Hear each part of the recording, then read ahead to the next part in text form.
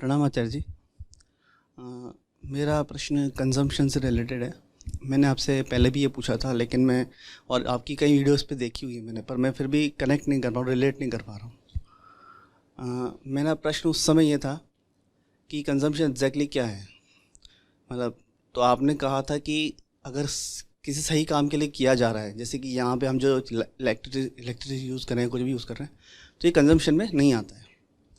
Otherwise वो consumption में आएगा, चाहे आप कुछ भी छोटा सा भी चीज़ यूज़ कर रहे हैं। पर अगर कंजम्पशन कम हो रहा है या नहीं हो रहा है, ये गणनात्मक रूप से तो सामने नहीं कर पा रहे हैं कि भाई मैं ये कह दूं कि मैं तो आध्यात्मिक हूँ, तो मैं तो, मुझे आचार्य जी ने कहा है मैं तो सही कर रहा हूँ। अभी कुछ समय पहले ही मुझे एक अपने खुद की निजी मतलब उपयोग के लिए कंप्यूटर टेबल लेना था। मैंने 4-6 महीने उसको रोक के रखा। मैं यही सोच रहा था कि लूँ नहीं लूँ। कहीं ना कहीं एनवायरनमेंट, क्योंकि है तो लकड़ी, तो मैं इस मतलब मैं मिनिमल कर रहा हूँ या नहीं कर रहा हूँ, ये तो डिसाइड ही नहीं कर पा रहा हूँ ना मैं। नहीं, ये डिसाइड तो अरिथमेटिक कर देगी, ठीक है। इसके लिए आपको अध्यात्म नहीं, अंकगणित चाहिए भाई। भोग की जहां तक बात है, वो गिना जा सकता है ना। तो गिन लीजिए कि आप कितना भोग कर रहे हो। आपकी कुल जिंदगी कितने कंजम्पशन पर आधारित है, वो तो आप सीधे सीधे जोड़ घटाव से जान सकते हो। उसमें क्या समस्या है? समस्या जैसे कि अब यह है कि कुछ भी चीज़ दिखती है, अगर मैं अपने घर पे ही अगर आसपास चीज़ें देखता हूँ, तो मुझे लगता है कि मैं अगर मैं नहीं लेता तो भी चल जाता मेरा काम, ठीक है। तो फिर कभी लगता है कि नहीं, मुझे इसकी ज़रूरत भी थी, तो मिनिमल नहीं हो रहा। और अगर मैं ये सिर्फ अपने लेवल तक नहीं पूछ रहा हूँ, मैं सबके हिसाब से पूछ रहा हूँ कि मतलब ये कैसे कम होगा एग्जैक्ट, मतलब क्या। ये देख करके कि सबसे ज्यादा कंजम्पशन किस जगह पर आप कर रहे हो, उन जगहों को कम करो, हटा दो। मैं उदाहरण देता हूं, आंकड़े उदित बता देना मुझे, ऊपर नीचे कर रहा हूं तो शायद कुछ ऐसा है कि अगर आप एक एक बच्चा पैदा कर दें, ठीक है, तो कंजम्पशन में ही आता है, तो आप एक साल में 40 टन कार्बन डाइऑक्साइड और पैदा करने के जिम्मेदार हो गए, ठीक है। ये एग्जैक्ट नहीं होगा आंकड़ा, भी ये बता देंगे, पर इसी तरह का है कुछ। अगर आपने एक बच्चा पैदा कर दिया तो आप एक साल में 40 टन अतिरिक्त कार्बन डाइऑक्साइड पैदा करने के गुनहगार हो गए। और अगर आपने एक पेड़ लगा दिया तो आपने 40 साल में 1 टन कार्बन डाइऑक्साइड कम कर दी। कर लो ना अरिथमेटिक, क्या समस्या है? ऐसे किए जाते हैं निर्णय। तो आप ये सोचो कि मैं पेड़ लगा देता हूं 2-3, तो इससे खाना पूर्ति हो जाएगी, तो क्या हो पाएगी? एक पेड़ 40 साल में 1 टन कार्बन डाइऑक्साइड सोखता है, ठीक बोल रहा हूं? इतना ही है जी। ये फैक्ट नहीं था, पर इससे रिलेटेड था बता दीजिए। नहीं, मुझे यही चाहिए। एक पेड़ औसतन कितने साल में 1 टन कार्बन डाइऑक्साइड सोखता है? पेड़ क्या करते हैं, कार्बन डाइऑक्साइड लेके उसको सीधे लकड़ी बना देते हैं, तो सोखते हैं। और आप अगर एक संतान पैदा कर देते हो तो एक साल में ही 40 टन कार्बन डाइऑक्साइड आपने एक्स्ट्रा पैदा कर दिया। तो बस ऐसे ही, ये तो अरिथमेटिक है ना, इसमें समझ में क्या नहीं आ रहा?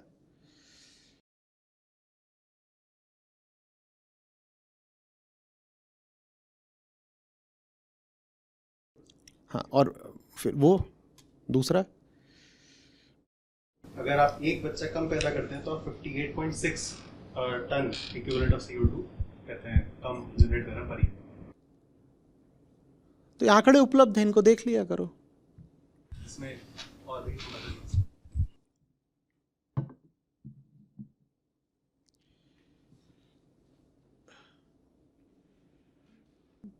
अब जैसे ये था ना कि टेबल ली कि नहीं ली, तो वैसे ही इसमें एक आंकड़ा दे रखा है कि कार ली या नहीं ली, तो इससे जो कुल बचा पाओगे वो है 2 टन। कितना बचा पाओगे? 2 टन। कपड़ों को गर्म पानी की जगह ठंडे पानी में धो दिया, क्योंकि गर्म करने में एनर्जी लगती है, तो कहा गर्म में नहीं कंटिन्यू। इससे इतना तुम साल भर भी करते रहो तो कितना बचा पाओगे? 0.2 टन। हाइब्रिड कार ले ली, अपनी जो साधारण कार है फॉसिल फ्यूल वाली, उसकी जगह हाँ 0.5 टन बचा पाओगे बस। रिसाइकल करने लगे, रिसाइकलिंग की इतनी बात होती है ना, रिसाइकल, पूरे साल रिसाइकल करते रहो तो भी कितना बचा पाओगे? 0.2 टन। ये लाइट बल्ब्स जो हैं फिलामेंट बेस की जगह तुमने ये वाले लगा दिए, क्या बोलते हैं इनको आजकल? हाँ एलईडी के फिलामेंट वाले 100 वाट के होते हैं, हटाओ ये लगाओ। पूरे घर के बदल डालो तो भी साल भर में बचा पाओगे 0.1 टन।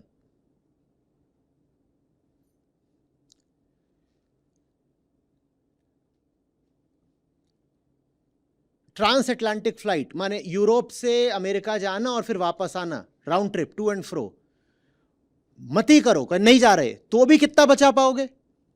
1.6 टन।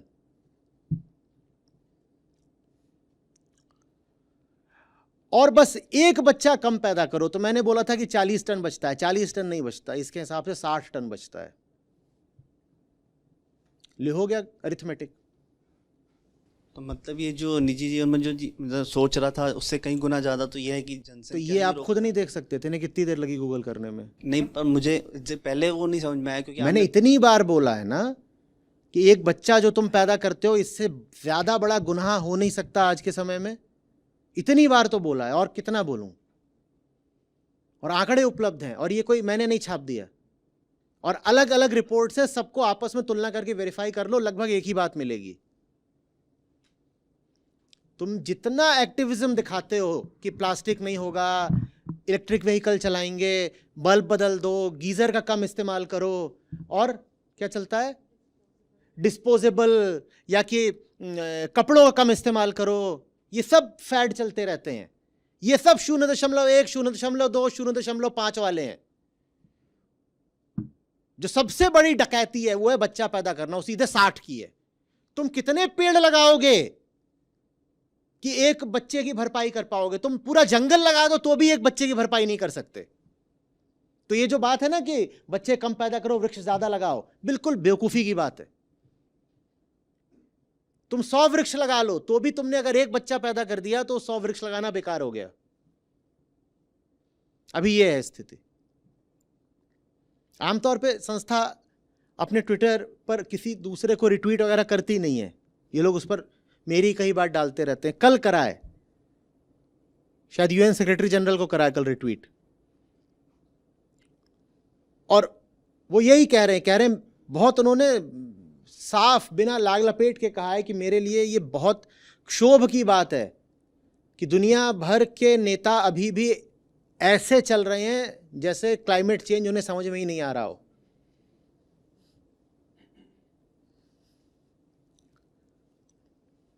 अब बचेगा ही नहीं कोई, पर अगर बचे 100-200 साल बाद लोग, तो वो आज के समय को 2020-2030 की ओर देखेंगे और उनको बड़ी हैरत होगी।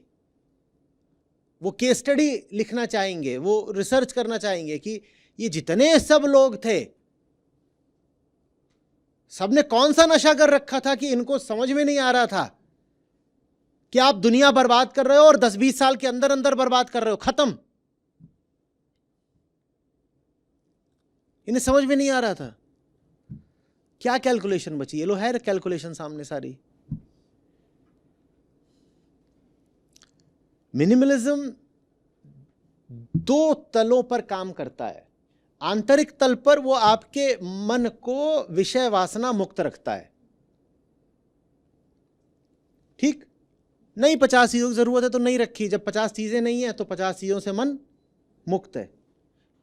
आंतरिक तल पर उसका ये लाभ होता है, ये आध्यात्मिक लाभ है उसका। और जो उसका दूसरा लाभ होता है वो है जिसकी अभी हम चर्चा कर रहे थे, पृथ्वी बच जाएगी। और मिनिमलिज्म में जो सबसे बड़ी चीज है वो है मिनिमल, हाँ, ह्यूमन बीइंग्स। और थोड़ी कुछ होता है मिनिमलिज्म। मुझे खेद है अगर मैं ये बात आज से पहले स्पष्ट नहीं कर पाया आपको। मिनिमलिज्म का मतलब ये नहीं होता है कि आप अपना ये स्वेटशर्ट या कच्छा बनियान मिनिमल रखोगे। इसको मिनिमल रख के क्या हो जाएगा? हालांकि उससे भी है, मैंने कहा आंतरिक लाभ ठीक है, वो विषय वासना वाला रहेगा कि जहां पे 5 चीज से काम चल सकता है वो 50 काय को रखे। लेकिन मिनिमलिज्म का आज के समय में जो सीधा सीधा अर्थ है वो ये है कि लोग मिनिमम होने चाहिए इस ग्रह पर। ये ग्रह नहीं बर्दाश्त कर रहा, हम बर्दाश्त की सीमा कब की पीछे छोड़ चुके हैं। भाई बंबई गया था तो वहां कुंतल जोईसर थे, और तो उनसे लगभग 2 घंटे की बात हुई है इसी चीज पर। पूरा का पूरा अंग्रेजी चैनल पर छपा भी था कि साहब आप कहां मशगूल हैं, ख्वाबों से बाहर आइए। हम बड़े खास लोग हैं, हम विशेष रूप से अभागे लोग हैं। हम एक मास एक्सटिंक्शन के फेज में जी रहे हैं। मास एक्सटिंक्शन, साधारणतया जितनी प्रजातियां प्रतिदिन विलुप्त होती हैं, आज उससे 1000 गुना ज्यादा विलुप्त हो रही हैं। और कारण इंसान है, प्राकृतिक कारण नहीं है। प्राकृतिक कारणों से ही प्रजातियां विलुप्त होती रहती हैं, पर इंसान ने प्राकृतिक दर को 1000 गुना ज्यादा बढ़ा दिया। जितनी देर में हम बात कर रहे हैं इतनी देर में सैकड़ों प्रजातियां सदा के लिए विलुप्त हो गई। पहले भी हो चुके हैं मास एक्सटिंक्शंस, और उनकी वजह सदा कार्बन डाइऑक्साइड ही रही है। सदा तो नहीं, पर 3 बार, 5 बार हो चुका है, 6ठी बार चल रहा है। 5 में से 3 बार कार्बन डाइऑक्साइड की अधिकता के कारण ही हुआ था। पूरा सर्वनाश, कुछ नहीं बचा था। और इस बार भी उसी वजह से हो रहा है।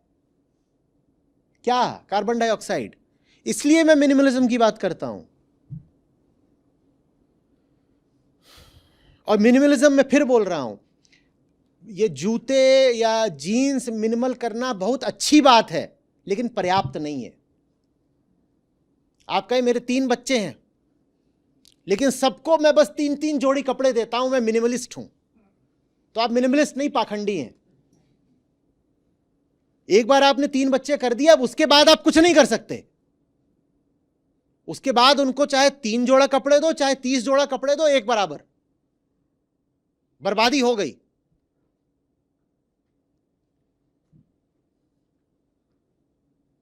ये बल्ब कम रखने से या कहने से देखो मैं बाहर जाऊंगा तो एसी बंद करके जाऊंगा, इससे कुछ नहीं मिलना।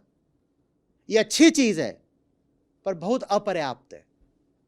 लोग अपने आप को खुश कर लेते हैं, कहते हैं देखो मैं तो कितनी भी गर्मी हो जाए एसी 16 पे नहीं चलाता, 26 पे चलाता हूं।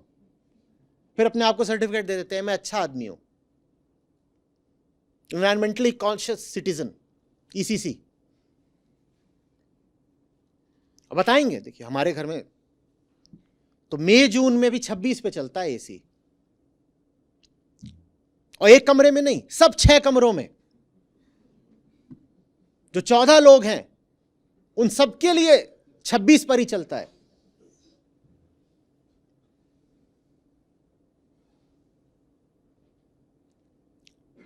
तीन भाई हैं, उनकी 3 बीवियां हैं, सबके 3-3, 4-4 बच्चे हैं, और सब बहुत गौरव का जीवन जीते हैं, क्योंकि 16 की जगह 26 पर एसी चलाते हैं। और सब्जी की पन्नी रिसाइकल करते हैं कि इसमें आलू धनिया आया था, इसको धो। काहे से धो? हाँ, पहले सर्फ से धो, फिर सैनिटाइजर से धो। इन्वायरमेंटली कॉन्शियस है। और सर्फ और सैनिटाइजर तो ऑर्गेनिक प्रोडक्ट्स होते हैं, खेत से उगते हैं।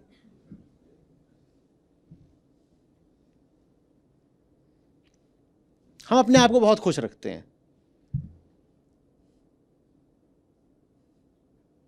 कोई बता रहा है ऑर्गेनिक फूड, भाई मेरे जितनी आबादी है वो ऑर्गेनिक फूड पे कैसे चलेगी?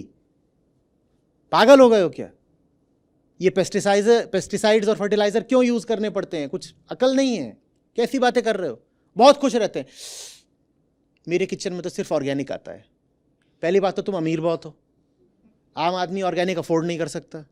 दूसरी बात, सब ऑर्गेनिक खाने लग गए तो मार्केट में हो ही नहीं सकता इतना ऑर्गेनिक। पृथ्वी पर 800 करोड़ लोगों को ऑर्गेनिकली खिलाने की क्षमता नहीं है, तभी तो उसमें फर्टिलाइजर और पेस्टिसाइड डालने पड़ते हैं।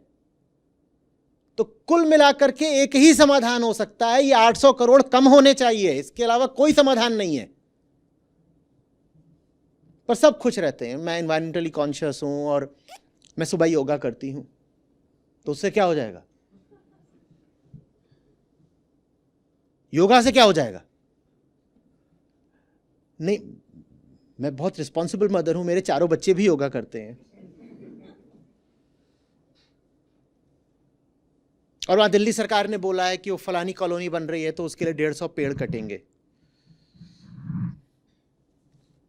तो मैं तो जा ही रही थी वहां पर धरना प्रदर्शन करने, लेकिन तभी पता चला कि दीदी लेबर में आ गई हैं, उनका चौथा बच्चा है, तो मैं दीदी को कॉन्ग्रेचुलेट करने चली गई। तुम पागल हो, पाखंडी हो, क्या हो? एक बच्चे का पैदा होना माने 10 लाख पेड़ों का कटना। तुम 150 पेड़ों को कटाने के लिए जा रही हो धरना, 150 पेड़ सरकार काट रही है, उसको बचाने के लिए कह रही हो मैं धरना प्रदर्शन करने जा रहे हो। और दीदी प्रेग्नेंट हुई है तो तुम उन्हें कांग्रेचुलेशंस भेज रही हो। इससे बड़ा पाखंड हो सकता है कोई? आज के समय में आप किसी को बच्चा पैदा होने की बधाई दें, इससे बड़ा कोई पाप हो सकता है?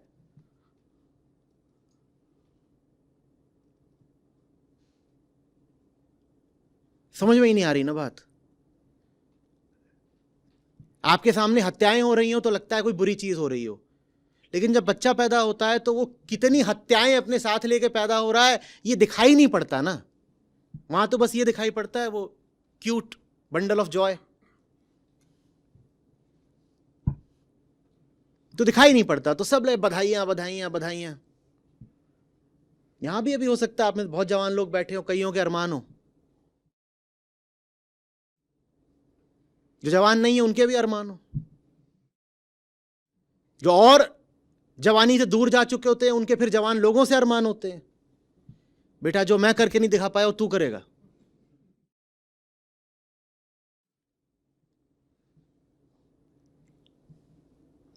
अध्यात्म भी यही बताता है ना, जीवन दुख है, काहे को बेकार में किसी को पैदा कर रहे हो दुख झेलने के लिए? अपनी जिंदगी से बड़े संतुष्ट हो, बहुत आनंद में बीती है क्या जिंदगी, जो एक और जीव ला रहे हो दुनिया में? इतना जरूर कर रहे हो कि वो बेचारे जो जंगल में पड़े हुए हैं बेजुबान निरीह, उनको कहीं का नहीं छोड़ रहे, बर्बाद कर दिया, पूरी की पूरी उनकी प्रजातियां खा गए। ये नहीं कि एक दो जीव, स्पीशीज ही खत्म कर दी।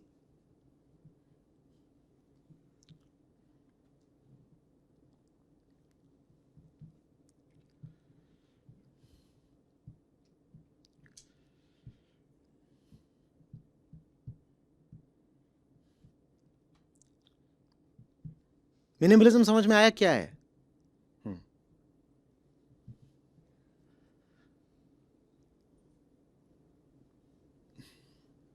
कौन से दो फायदे बताए? एक तो भीतरी फायदा क्या होता है? जिंदगी में चीजें कम रहती हैं, जब चीजें कम रहती हैं तो झंझट कम रहता है, आसक्ति कम रहती है। चीजें कम रहती हैं तो देखभाल भी कम रहती है। ठीक, चीजें कम रहती हैं तो किसी ऊंची चीज पर समय बिताने की मोहलत ज्यादा रहती है। ये सब अंदरूनी फायदे होते हैं मिनिमलिज्म के। नहीं तो जीवन भर यही करते रहो कि फर्नीचर झाड़ पोंछ रहे हैं। सोचो आपके पास 10 शहरों में 10 प्लॉट हों, कई लोगों के होते हैं, तो दिमाग में लगातार क्या घूमता रहेगा? प्लॉट ही प्लॉट घूम रहे हैं, फलाने पे कब्जा कर लिया, फलानी जगह रेट बढ़ रहे हैं, फलानी जगह रेट घट रहे हैं, यही चलता रहेगा। चलता है कि नहीं चलता है?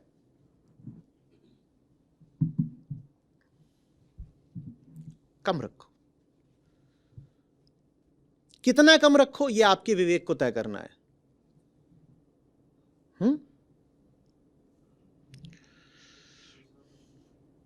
और दूसरा फायदा क्या है? दूसरा पृथ्वी बचेगी। हाँ, तो एक है फायदा अंदरूनी और एक है फायदा बाहरी। हाँ। अच्छा जी, एक दूसरा प्रश्न ये है कि है ना, आप जैसे कहते हैं कि व्यक्ति को किसी खेल में, किसी कला में, या कभी कभी ट्रैवलिंग में थोड़ा रहना चाहिए ताकि उसका बौद्धिक विकास हो, पर कभी मन तो इन चीज़ों से भी उचटने की कोशिश करता ही है ना। तो और कुछ करो ना। भाई ठीक है, अब नहीं, मुझसे नहीं हो रहा, मतलब इनसे भी भागने की मन तो रहता ही कि भाई उचटने की कोशिश करता है। ऐसा तो है नहीं कि वो ये करेगा तो उससे प्रेम ही हो जाएगा। ये सब बुद्धि विलास कर रहे हो आप, या करके देखा है फिर मन उचट गया है? कितनी ट्रैवलिंग करी? मैंने तो ट्रैवलिंग मैं पहले नहीं करता, सिर्फ आप ही के पास आता हूँ।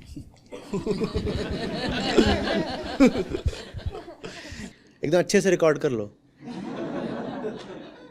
बहुत लाइक्स आने वाले हैं। कितना क्यूट जवाब दिया है। क्या आचार्य जी आपने कहा ट्रैवलिंग कर लो, पर ट्रैवलिंग जब खूब कर लेंगे तो उसमें तो मन उचट जाएगा ना।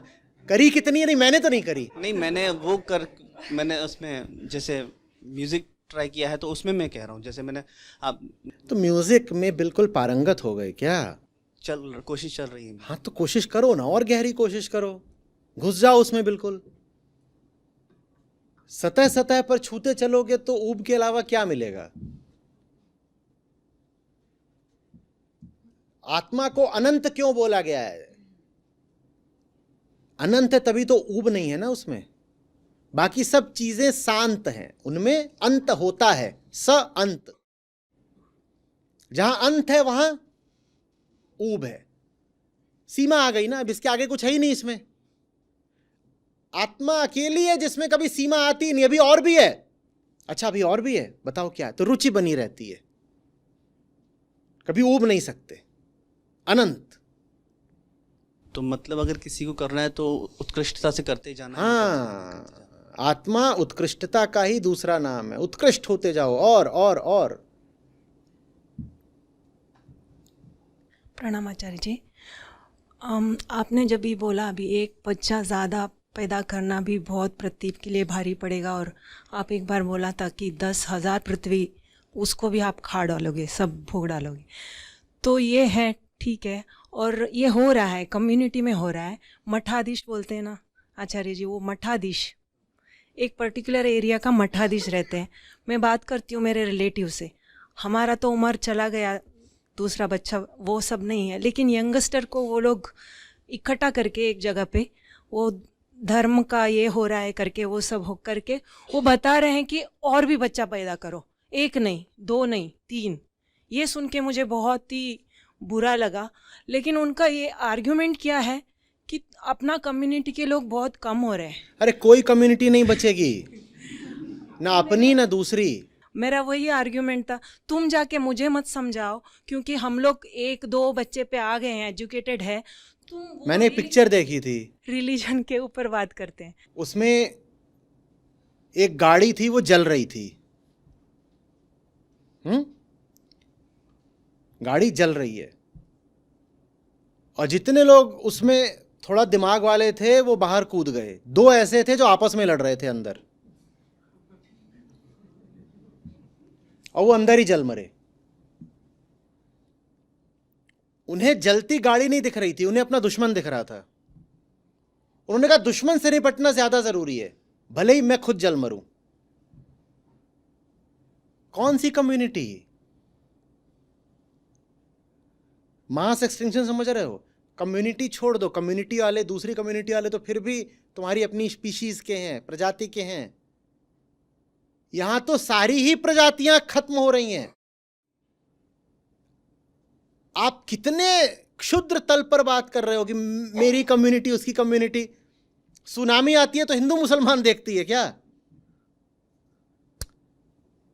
समुद्र पहली बात तो समुद्र का तल बढ़ रहा है, दूसरी बात 70% पानी है। सूर्य से जो ऊर्जा आती है पृथ्वी पर, उसका 70% से भी ज़्यादा समुद्र ही सोख लेता है। पानी पर रेडिएशन पड़ेगा तो पानी क्या करेगा? एब्जॉर्ब कर लेता है ना उसको। तो पहली बात तो ग्लेशियर पिघल रहे हैं तो जल स्तर बढ़ गया, और वो जो जल बढ़ा है वो गर्म ज्यादा है। जो ऊपर से आया रेडिएशन, अब वो वापस तो जा नहीं पा रहा, यही ग्रीन हाउस इफेक्ट है। अंदर आ गया, बाहर जा नहीं सकता। अंदर आ गया है तो एक तो बर्फ पिघला रहा है, समुद्र ऊपर उठ गया, और ऊपर ही नहीं उठ गया, वो और गर्म हो गया, वो पूरा शहर खा जाएगा, मुंबई खा जाएगा। तो वो जात धर्म देख के खाएगा, कौन सी कम्युनिटी?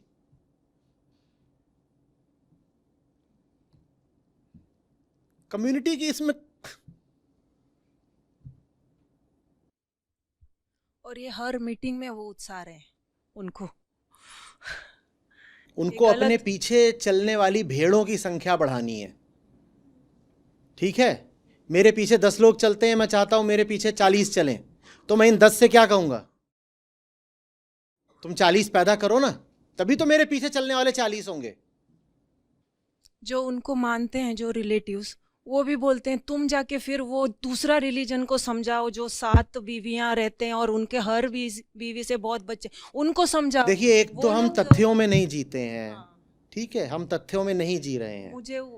मुझे वापस भारत की जहां तक बात है, भारत में हिंदू जनसंख्या की वृद्धि दर और मुस्लिम जनसंख्या की वृद्धि दर में जो अंतर है वो बहुत कम हो चुका है, और हर बीतते वर्ष के साथ और कम होता जा रहा है। कुल ये एक अफवाह फैला करके कि मुसलमान बढ़ते जा रहे हैं और एक दिन छा जाएंगे तुम्हारे ऊपर, कुल ये एक अफवाह फैला करके धर्म चलाया जा रहा है, सरकारें चलाई जा रही हैं। ये एक अफवाह हटा दी जाए तो न जाने क्या क्या गिर जाएगा। एक समय निश्चित रूप से था जब मुस्लिम जनसंख्या की वृद्धि दर बहुत ज्यादा थी, तो तब रोक लिया होता ना, तब काहे नहीं रोक लिया? तब तो रोका नहीं। मुसलमानों से इतनी समस्या है तो जब विभाजन हुआ था तो सबको पाकिस्तान भेज दिया होता, तब तो भेजा नहीं। अब शोर क्यों मचा रहे हो? अभी तो स्थिति यह है, फिर से बोल रहा हूं, कि जो फर्टिलिटी रेट है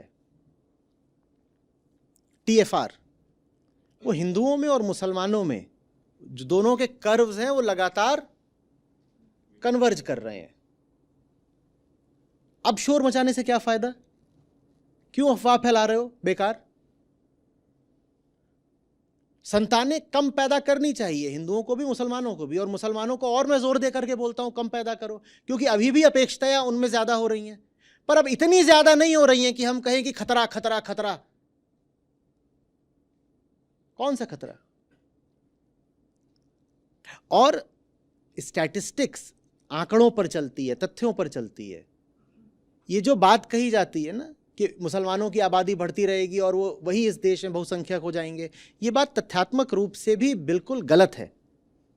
भारत की मुस्लिम आबादी 19-20% के स्तर पर आकर के रुक जानी है, वहीं पर इक्विलिब्रियम आ जाएगा। और ये बात आप सीधे सीधे कर्व्स को एक्स्ट्रापोलेट करके देख पा रहे हो। इनके लिए भी उनका आर्ग्यूमेंट था कि वो लोग जनसंख्या के लिए, गणति के लिए आते हैं, वो घर में कितने रहते हैं वो बताते नहीं और कम बताते हैं। कैसे कम बताएंगे? आधार कार्ड नहीं बनवाएंगे? आधार कार्ड नहीं बनवाएंगे तो सरकारी सुविधाएं कैसे पाएंगे? क्या बेहूदी बात है। ये कह रहे हैं कि नहीं, उनकी वास्तविक जनसंख्या ज़्यादा है, वो छुपा जाते हैं। कैसे छुपा जाएंगे? ड्राइविंग लाइसेंस नहीं बनवाएंगे, आधार कार्ड नहीं बनवाएंगे, पैन कार्ड नहीं बनवाएंगे, कैसे छुपा ले जाएंगे? पैन क्या भी तो नहीं बनवाएंगे, इनकम टैक्स नहीं देते, पैन नहीं बनवाते। आधार आधार आधार के बिना कैसे सरकारी सुविधाएं मिलेंगी? तो ये क्या बेहुदा तर्क है कि नहीं वो जनसंख्या बहुत ज्यादा है पर छुपा रहे हैं। और मैं तथ्यों से बिल्कुल इनकार नहीं कर रहा है, बिल्कुल हुआ है। विभाजन के समय भारत की मुस्लिम आबादी लगभग 10% थी, वो बढ़ के 16-17% पर आ गई है। पर 16-17% से अब ये 40% नहीं होने वाली, ये थोड़ा और अनुपात बढ़ेगा और वहीं पर रुक जाना है, और ये बात हमें आंकड़ों से साफ साफ दिख रही है। तो अब शोर मचाने से फायदा नहीं। मुस्लिम जनसंख्या की वृद्धि दर को बिल्कुल रोका जाना चाहिए था, पर कब? तब रोकते ना जब बढ़ रही थी। वो बढ़ी है 50 के दशक में, 60 के दशक में, 70-80 के दशक में। उसके बाद से जैसे जैसे मुसलमानों में भी शिक्षा आई है और स्वास्थ्य सुविधाएं मिली हैं, और वो जैसे जैसे आधुनिक अर्थव्यवस्था का हिस्सा बनते जा रहे हैं, वैसे वैसे वहाँ पर भी जो जनसंख्या वृद्धि दर है वो कम होती जा रही है। तो अब ये समय नहीं है 2023 में कि आप इस बात का हुआ खड़ा करें, अब कोई लाभ नहीं। बच्चे कम पैदा करने हैं, हिंदुओं को भी मुसलमानों को भी, दोनों को, और दोनों को ही यही संदेश है, कम पैदा करो, हो सके तो ना ही पैदा करो, करना ही है तो एक कर लो, ठीक है।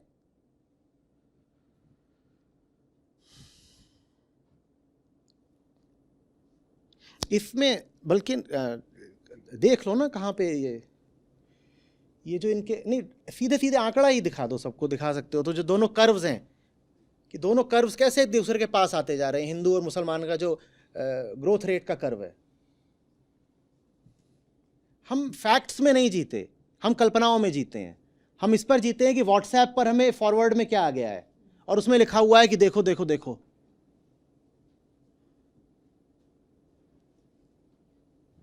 और ये व्हाट्सएप फॉरवर्ड कोई ऐसे ही नहीं भेज देता, ये पूरी एक फैक्ट्री लगी हुई है और इनके बहुत दूषित इरादे हैं।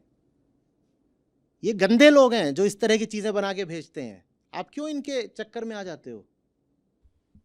आचार्य जी, मैं ये सोच रही हूँ कि नेक्स्ट टाइम ऐसा कुछ हुआ सभा कुछ, उसका माइक लेके मैं ये वाला बात नहीं, आप उनको बस एक दिखा दीजिएगा कर्व, आपको बहुत कुछ बोलना ही नहीं है, एक ग्राफ काफ़ी है जवाब देने के लिए। उनका कुतर्क क्या रहता है देखना है अभी।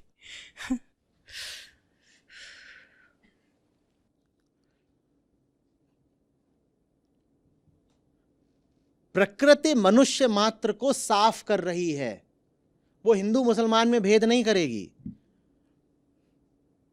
मुझे अफसोस इस बात का है कि हिंदू मुसलमान क्या, वो बाकी प्रजातियों में भी भेद नहीं करेगी। हम जो बदतमीजियां कर रहे हैं उसका खामियाजा भुगतना पड़ रहा है बेचारे हिरण को, खरगोश को, न जाने कितने पक्षियों को, मछलियों को, विलुप्त वो हो रहे हैं, और हम हिंदू मुसलमान ये कर रहे हैं।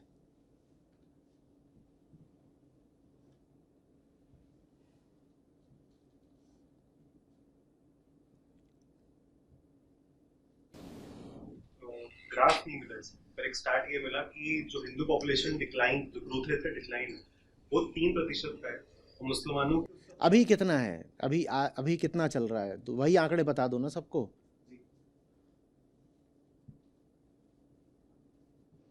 अभी हिंदुओं में इस वक्त चल रहा है 16.8 और मुसलमानों में इस वक्त चल रहा है 24.6। पर हिंदुओं का 3% घटा है, उनका 5% घटा है, और समय के साथ और घटता जा रहा है। उनका ज्यादा घटी इसीलिए रहा है क्योंकि उनका ज्यादा ऊपर है, तो नीचे आ रहा है, तेजी से नीचे आ रहा है, और अगले 5-7-10 साल में वो लगभग उतना ही हो जाएगा जितना हिंदू जनसंख्या की वृद्धि दर है। और यहाँ हम बिल्कुल इनकार नहीं कर रहे कि मुसलमानों में जनसंख्या की वृद्धि दर हिंदुओं की दर से ज्यादा रही है, बिल्कुल रही है, लेकिन अब वो दर कम ही कम होती जा रही है, प्रतिवर्ष कम होती जा रही है। तो अब शोर मचाने से कोई लाभ नहीं, अब शोर मचाने से नुकसान ही नुकसान है। और टोटल फर्टिलिटी रेट का भी एक यहाँ पे डेटा है जो 2015-16 के हिसाब से बता रहा है कि हिंदुओं में इधर 2.1 पे पहुंच गई है और मुसलमानों में 2.6 पे आ गई, तो धीरे धीरे 2.6 काहे को बोलते हो कि औसत मुस्लिम महिला 5 बच्चे पैदा करती है? कितनी है ये, कितनी बताई? 2.6 तो वो 2.6 से अभी 2.4 2.5 होगा, और प्रोपेगेंडा कर रखा है कि हर मुस्लिम महिला 5 बच्चे पैदा कर रही है। काहे को?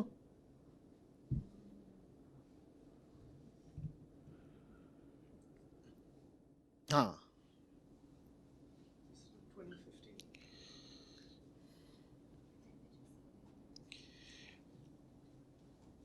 इसमें आपको अलग अलग रंग के कर्व्स दिख रहे होंगे, ठीक है। सबसे ज्यादा तेजी से गिरता हुआ कर्व कौन सा दिख रहा है? सबसे ऊपर वाला। हाँ, वो मुस्लिम जनसंख्या की वृद्धि दर का कर्व है। वो अभी भी सबसे ऊपर है, लेकिन वो गिर भी तेजी से रहा है। तो हम बिल्कुल दोष देंगे मुसलमानों को इस बात के लिए कि उनका जो कर्व है वो सबसे ऊपर है। निस्संदेह मुस्लिम वर्ग में ज्यादा बच्चे पैदा हुए हैं 1947 के बाद से, लेकिन हमें यह भी देखना है कि अब वो कर्व काफी तेजी से नीचे आ रहा है। तो अब माहौल खराब करने से कोई फायदा नहीं है।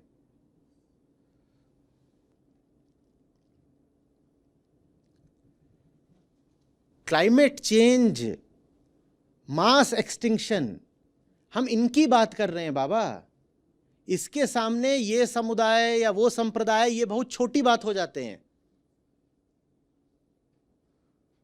ये आ रही है बात समझ में?